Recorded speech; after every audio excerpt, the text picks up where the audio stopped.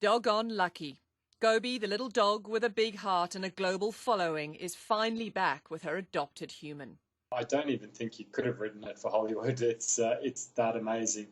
Ultramarathoner Dion Leonard first bonded with the dog on a grueling week-long run across China's Gobi Desert back in June. The little stray followed him for days, tagging along for 125 kilometres, all the way to the finish line. I'm looking down at her thinking, this little dog's not going to stay with me all day, surely, but that's exactly what she did. Gobi became a social media sensation. Leonard made plans to adopt the dog and bring her home with him to Scotland. Before that could happen, Gobi had to spend time in quarantine in China. But last week, Gobi disappeared, running away from her temporary home in Urumqi. A heartbroken Leonard flew to China to find her.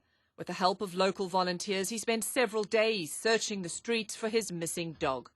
But Urumqi is a huge city of several million people. You start to think to yourself, wow, this is really just a needle in a haystack times 10. Leonard says he was starting to lose hope.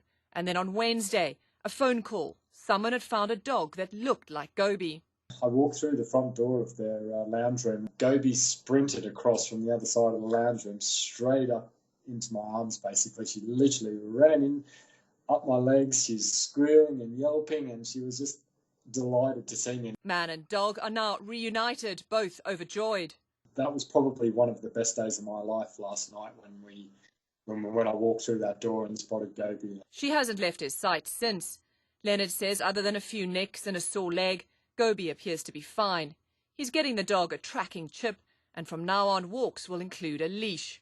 I wouldn't have needed the leash, like she literally just sticks to my side, as she did in the race. Next up, Gobi is off to Beijing for 120 days of quarantine. Leonard says he'll fly back to visit her several times while she waits to join him in the UK. But he says he can still hardly believe his furry best friend is back. It was always a long shot, this. It was always going to be a miracle, and I just can't believe myself that it's happened. If it all goes as planned, Gobi should join her new family in Scotland for Christmas.